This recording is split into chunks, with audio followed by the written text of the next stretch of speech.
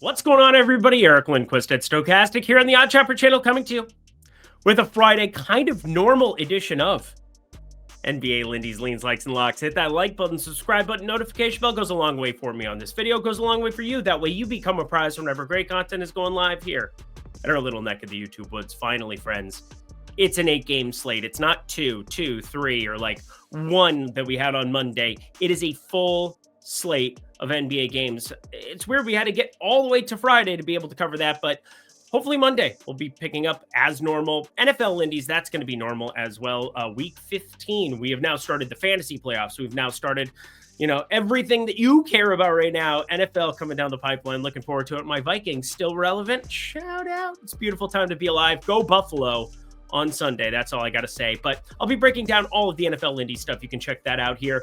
Friday afternoon, Friday evening. We'll have that posted for Sunday for the Week 15 Sunday slate. Obviously, Monday will have its own standalone video, which leads me to this. Some people extrapolating data. It's just really starting to bug me a little bit. I've been doing this for 4+ years. I'm absolutely smashing, and it's been a lot of fun to be able to carry people along the ride with me. If you're in the premium Discord, Lindy50, if you want to join it for the first time, your first week, just $10. Your first month, just $25 when you use Lindy50 down at the link below. But it's been a really good betting couple of days. And yeah, we're going to try to keep that rocking here. That was a really nice job by Jacob there. But either way, I just want to say this. Like, Monday for football was not a good betting day. Thursday, we'll see how this comes to fruition. I'm watching the game here on the old iPad like I normally do, but I'm here to make you money. I'm here to give you the best information I possibly can. We're talking about a lot of stuff that can change, like Jakob Poeltl just gets ruled out of nowhere, gets doubtful, wasn't in the starting lineup, and then checks into the game a couple of minutes in against Miami. Weird stuff happens in sports. I can't account for every single piece of information that pops up. And people who DM me about certain things, well, you can go right out of here. I'm here to help you make money. I'm here to help you be successful. If you don't believe that, if you honestly don't believe that, the fact that I don't have any other advertisement besides, hey, I will put my money where my mouth is. I'm posting my betting tickets every single time in that Discord. I'm posting my betting tickets on X at Eric Lindquist. You can follow me there. I don't know what to tell you. I don't care what you think at this point in time. I'm here to help you be successful. So with that being said, let's keep some of this ridiculousness to a minimum as best as we can. And producer Jacob, without further ado, let's get to the picks. The largest spread of the entire season exists in our first game of the night, the Washington Wizards taking on the Cleveland Cavaliers. Because there's like one game a lot of these teams are playing since Sunday, I'm going to at least like set the bar because, well, some of you might need a refresher on who's healthy, who's not.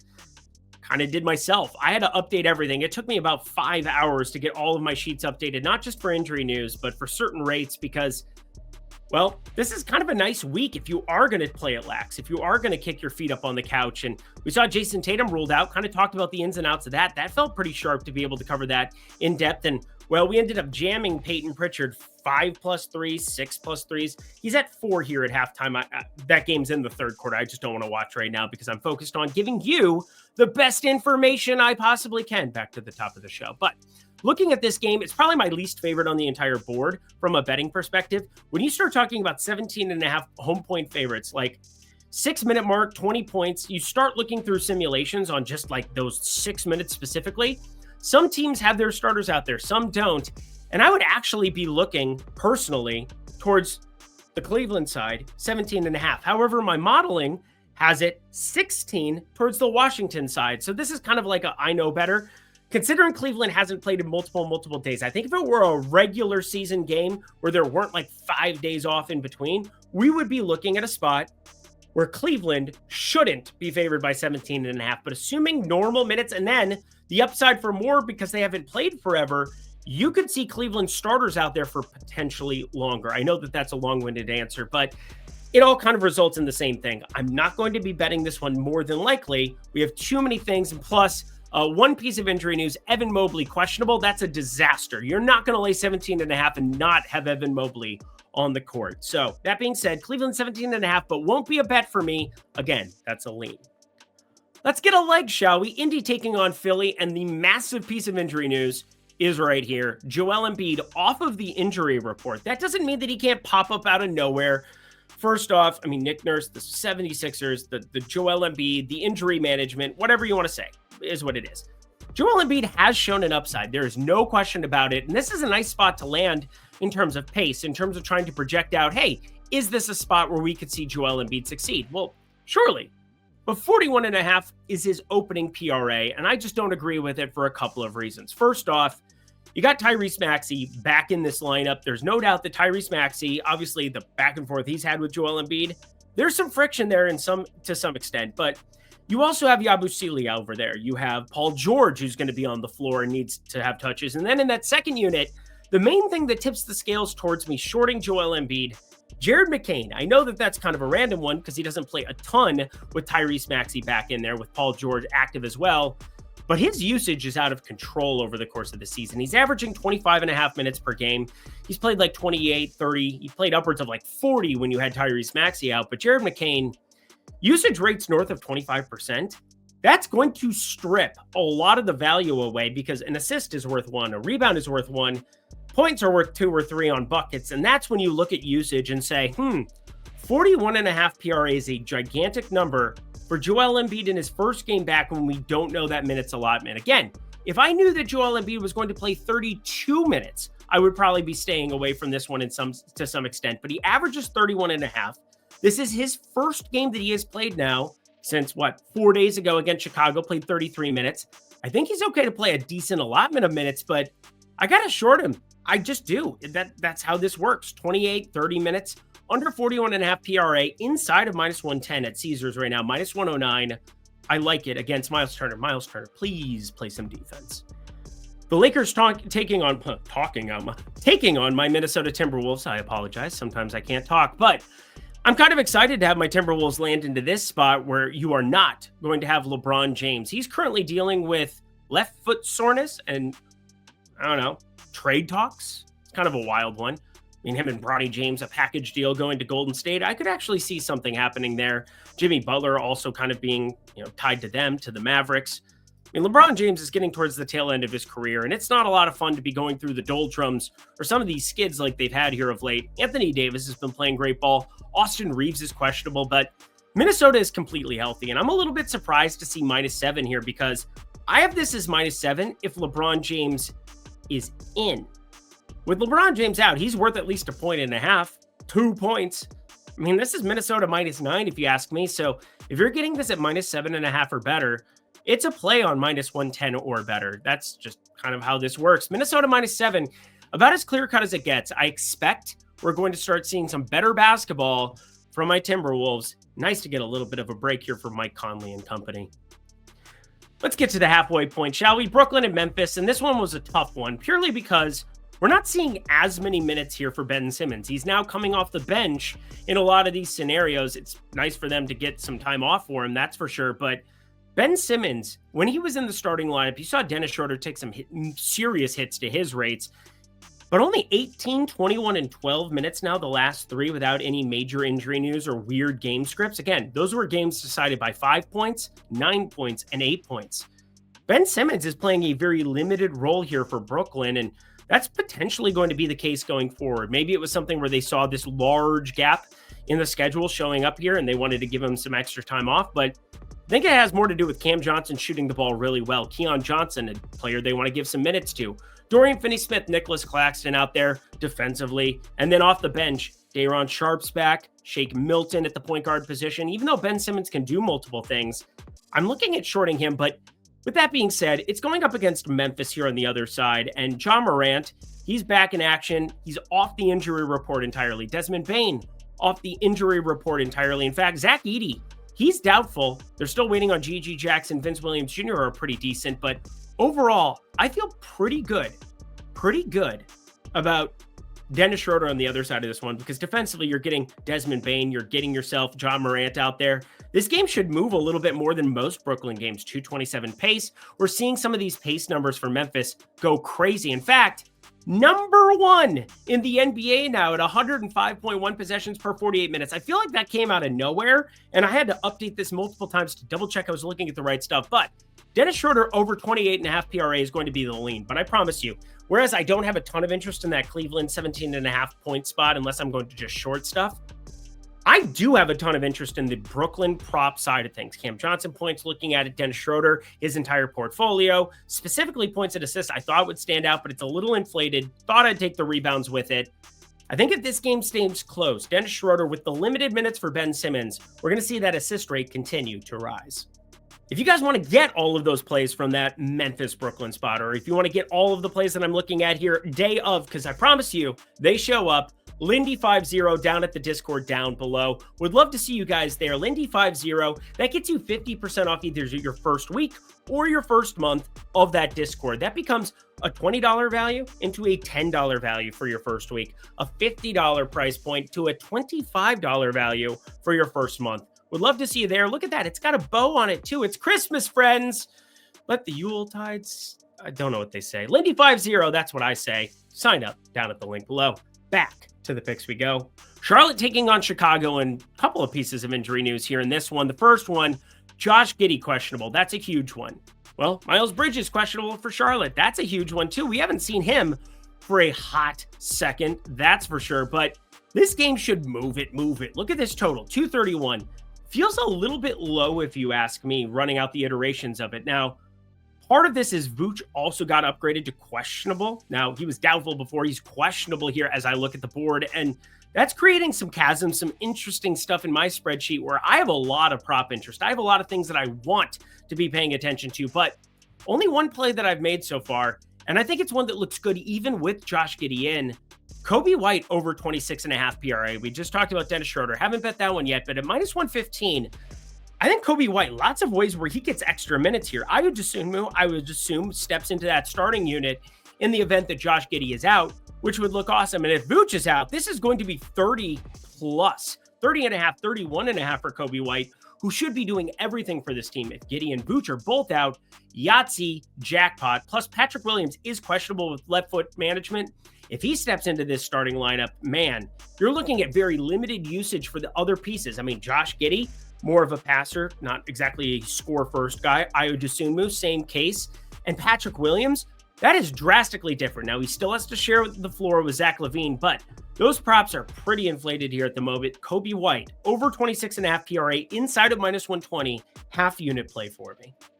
To my favorite play of the day, the Clippers taking on Denver in this one. And I've been fortunate enough to see a lot of wars between the Clippers and the Denver Nuggets, both in Denver and in LA. And it's fun to watch Zubac and Nikola Jokic go after it. And trust me, you watch two 7-1 plus dudes from, Eastern Europe go at it in a NBA context. It's wild. You hear some contact courtside that is just pain and suffering personified, but all of that is just, that's a fluff piece. We're looking ourselves at the data here. And the data, when we are looking at a Denver team that gave a couple of days off now, because that's just how the NBA schedule worked out. I think you're looking at a full go Nikola Jokic in like every single sense of the word. I think there's like 42 minute upside in regulation for it. First off, that's happened a lot because this team is not very good. Second off, you were looking at like historic rates for Nikola Jokic. Look at this. 65% true shooting on 33% usage. Absurd. 50.6% three-point percentage on the season so far. Absurd. A 41.2% assist percentage and a 20% total rebound rate. What?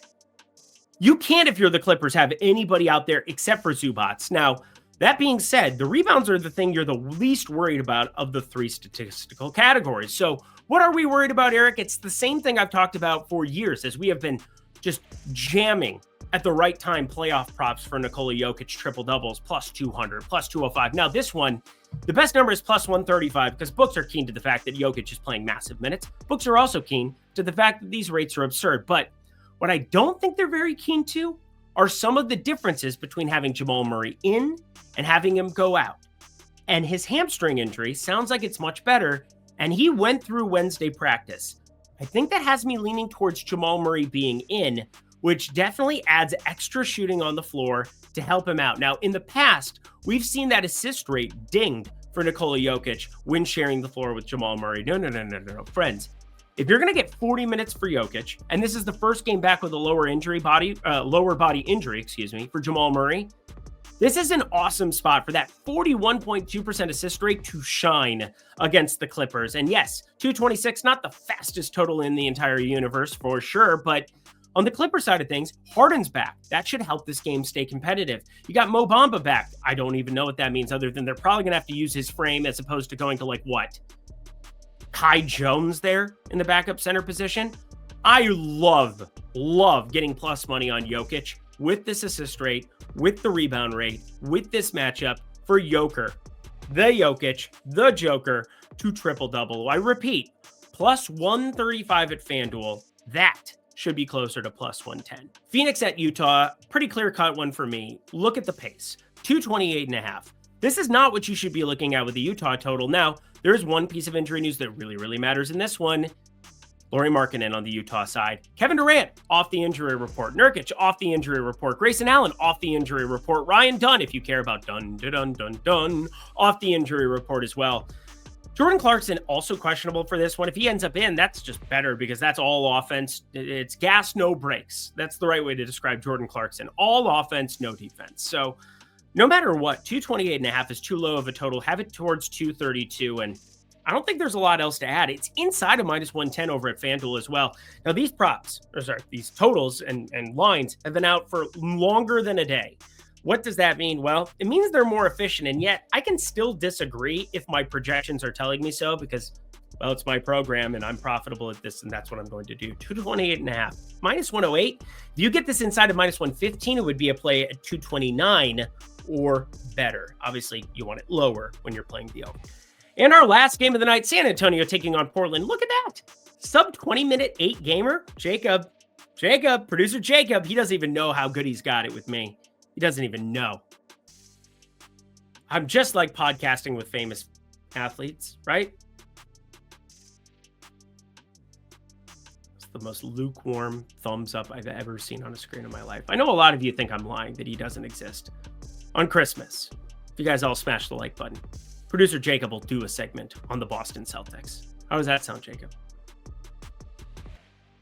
Yeah.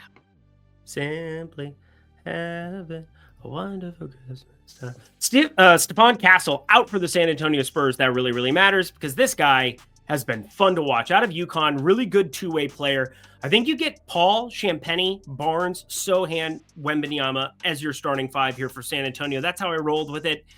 But Devin Vassell is the most interesting guy to me in the entire game because I do think with Stephon Castle out, we could be seeing 30, 32 minutes. We could also see Vassell eventually starting because he's, the second highest paid player on the team, like over the course of a long-term contract. It's like him, Keldon Johnson.